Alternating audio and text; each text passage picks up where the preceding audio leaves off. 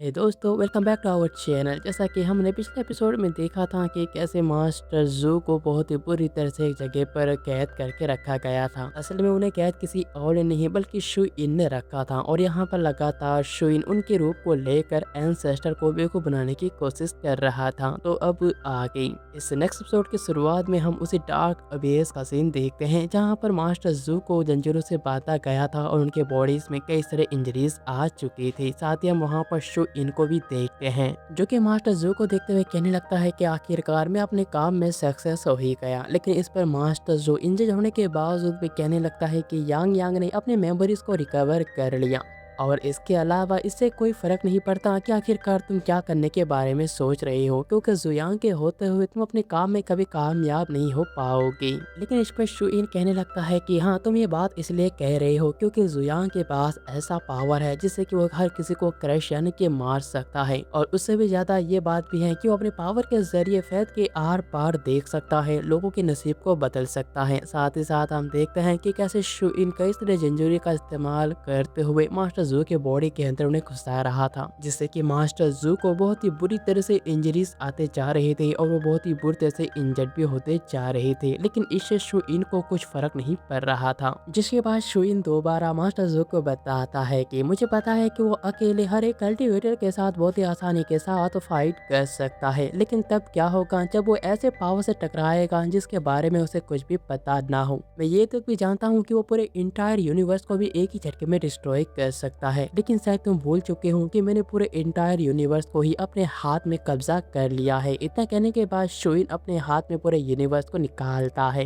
इससे एक बात हमें ये पता चलता है कि शुइन सच में काफी ज्यादा स्ट्रॉन्गेस्ट बंदा और एक स्ट्रॉन्गेस्ट ओपोनेंट होने वाला है एंसेस्टर का। लेकिन ये देखकर मास्टर जू शुइन को कहने लगता है कि वो बिल्कुल उसके तरह नहीं है। अब यहाँ पर किस बारे में बातें चल रही है ये हमें आगे पता चलेगा, लेकिन फिर भी शुइन कहता है कि तुम इसके बारे में झूठ बोल रही हो, क्योंकि असल में तुम भी ये बात जानते हो कि जुयांग कभी मुझसे जीत नहीं सकता। लेकिन इस पर मास्टर जू कहने लगता है कि तुम गलत फहमी में जी रहे हो, क्योंकि जुयांग इतना स्ट्रॉन्ग है कि वो कभी न कभी तुम्हें जरूरी ढूंढ लेगा और तुम उसके हाथों से बच नहीं पाओगी। पर शुइन हंसते हुए कहने लगता है कि हाँ, तुमने बिल्कुल सही कहा, जुयांग एक ना एक दिन मुझे जरूरी ढूंढ लेगा, लेकिन उसमें थोड़ा वक्त। जिसके बाद यहाँ से सीन बदलता है और हम जिंग यू लैन को देखते हैं जो कि जिंग फैमिली की लीडर थी। वो एक जगह पर बैठकर अपने कल्टीवेशन को इंक्रीज करने की कोशिश कर रही थी, लेकिन तभी अचानक वहां पर केओस पावर इकट्ठा होने लगता है। देखते ही देखते वहां पर नकली मास्टर जू आ जाता है, जो कि यूलैन को देखते हुए कहने लगता है कि क्या बात है, ह्यूमन और सॉर्ड दोनों ही एक साथ एक होने जा रहे हैं। सच में तुम तो सच में मेरे ग्रैंड डिसाइपल होने के काबिल हो। लेकिन ये देखकर यूलैन अपने कई सारे सॉर्ड को निकाल कर उससे फाइट करने के लिए रेडी हो जाती है,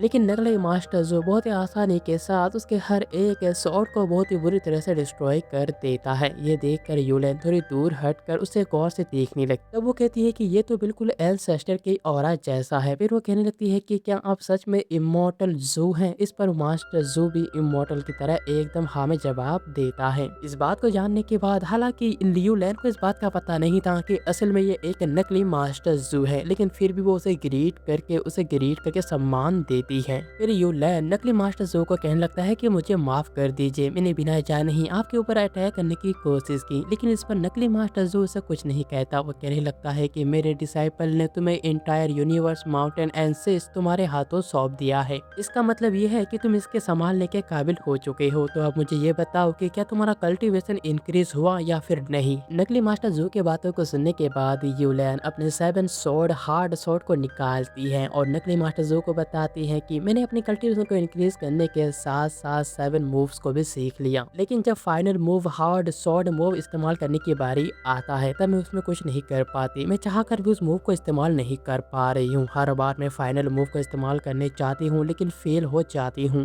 यूलेन की बातों को सुनने के बाद नकली मास्टर जू अपने केओस पावर का इस्तेमाल करते हुए उन 7 स्वॉर्ड के मूव को इस्तेमाल करने लगता है। साथ ही साथ वो यूलेन को बताता है कि अगर तुम्हें 7 मूव सीखने हैं तो उसके लिए तुम्हें अपने दिल के दरवाजे खोलने होंगे, अपने आप को शांत करना होगा। दूसरी तरफ यूलैन इस तरह के मूव को देखकर काफ़ी हैरान हो जाती हैं क्योंकि नकली मास्टर जू ने बहुत ही आसानी के साथ 7 स्वॉर्ड हार्ड मूव को बहुत ही जल्दी सीख कर उसे इस्तेमाल भी कर लिया था। उसने सातों स्वॉर्ड को इस्तेमाल करके कॉम्बाइन करके एक बर्स्ट स्वॉर्ड में कन्वर्ट कर दिया था, जैसे वो काफ़ी हैरान से देख रही थी। लेकिन तभी यहाँ पर नकली मास्टर जू एक इविल स्माइल के साथ कहने लगता है कि तुम ये बात तो जानती हो कि जुयांग का सपोर्ट तुम्हारे पास एक स्ट्रॉन्गेस्ट सपोर्ट है, लेकिन तुम ये बात भूल गई कि तुम एक सोल स्वॉर्ड हो जो कि तुम्हारी हार्ट से जुड़ा हुआ है। लेकिन इसी के साथ ही हम देखते हैं कि अचानक यूलैन की आंखें अजीब तरह से पर्पल करके हो चुकी थी। यहाँ पर नकली मास्टर जू उसे अपने वश में करने की कोशिश कर रहा था। नकली मास्टर जू कहने लगता है कि जब तुम एक स्वॉर्ड बन जाओगी तो तुम्हारे पास हार्ट तो नहीं होना चाहिए। इतना कहने के बाद नकली मास्टर जू 7 मूव को सीधे उसके ऊपर इस्तेमाल कर लेता है। यहाँ पर यूलैन अपने बचाव में कुछ कर नहीं पा रही थी क्योंकि वो पहले ही एक इल्यूजन में फंस चुकी थी। लेकिन इससे पहले कि नकली मास्टर जो स्वॉर्ड से यूलैन को मार पाती, वहाँ पर फेंसर उसके बाकी सारे साथियाँ जाते हैं जो काफी तेजी के साथ यूलैन को उस अटैक से बचा लेते हैं।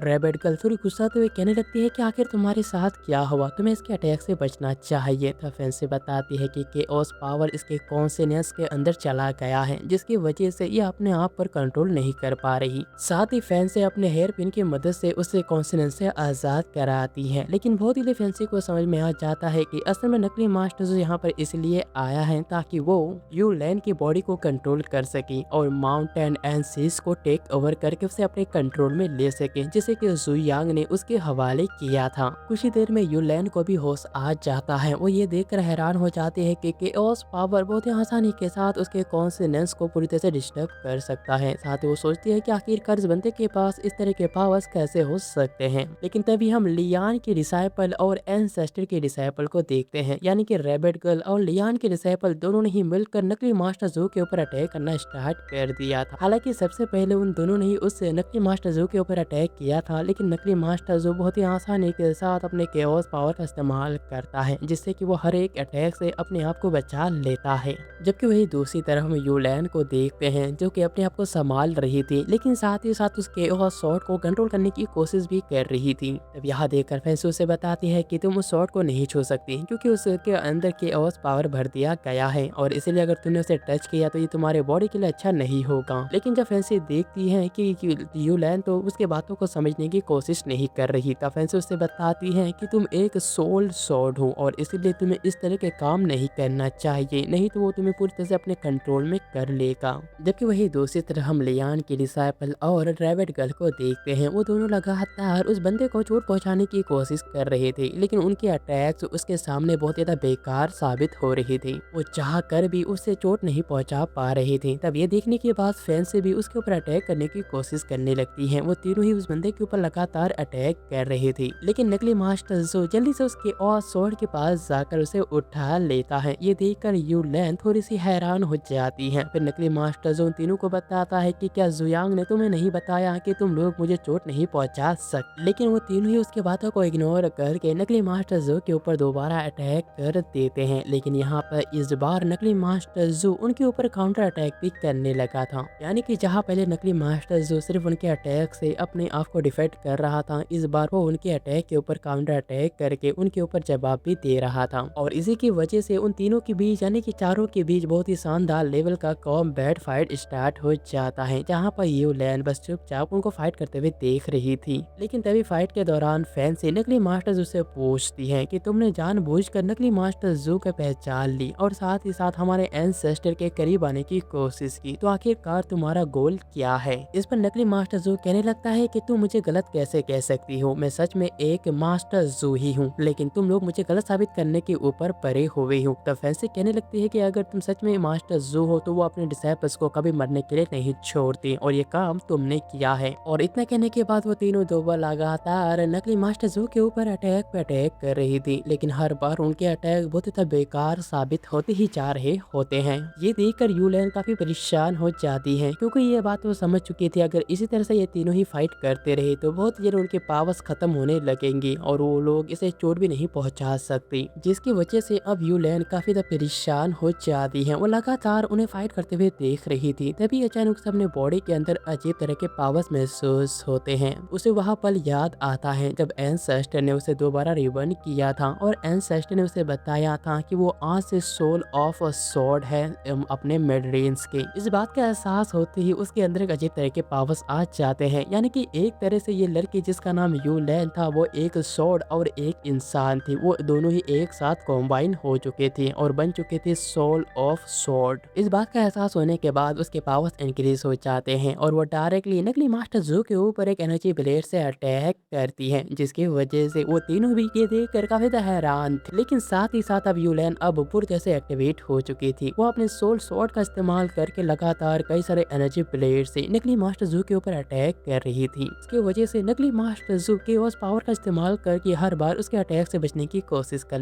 रहा था। लगातार इस तरह के कई सारे अटैक यूलैन उस नकली मास्टर जू के ऊपर करती है, लेकिन जब वो देखती है कि उसके एनर्जी ब्लेड्स उसके ऊपर असर नहीं कर रहे, तब ये देखकर वो कई सारे छोटे छोटे और लाइनदार एनर्जी लेजर क्रिएट करती हैं, जिससे कि एक जगह पर वो नकली मास्टर जू को ट्रैप करने में कामयाब हो जाती है। और यहाँ पर फैंस हमें एक बात बताती है, वो ये कि असल में यूलैन के एक सॉर्ड होने के साथ साथ एंसेस्टर की पर्सनल सॉर्ड है, यानी कि सोल सॉर्ड है, एंसेस्टर की स्ट्रॉन्गेस्ट सॉर्ड। दूसरी तरफ नकली मास्टर जू अपने केओस पावर का इस्तेमाल करके उस ट्रैप को तोड़ने की कोशिश कर रहा था, लेकिन उसे भी एहसास होता है कि असल में वो इस ट्रैप को डिस्ट्रॉय नहीं कर पा रहा। जबकि वही दूसरी तरफ हम नकली मास्टर जू को कहने लग देखते हैं, जो कि हंसते हुए कहने लगता है कि मुझे ट्रैप करने का तुम लोगों के पास कोई फायदा भी नहीं होगा, क्योंकि मैं एक नहीं बल्कि बहुत ही सारे हूँ। इस पर फैंसी उसके ऊपर अटैक करते हुए कहने लगती है कि तुम्हें क्या लगता है कि हमारे एंसेस्टर को इसके बारे में पता नहीं। जिसके बाद यहाँ से सीन बदलता है, मास्टर डॉग और लुशियन को देखते हैं। उन दोनों ने मिलकर नकली मास्टर जू यानी कि शू इन के और एक क्लोन को पकड़ लिया था। साथ ही साथ लुशियन कहने लगता है कि मुझे नहीं पता था कि नकली मास्टर जू को पकड़ना इतना ज्यादा आसान होगा। उम्मीद करता हूँ कि चू फेंग ने भी उसे पकड़ लिया होगा।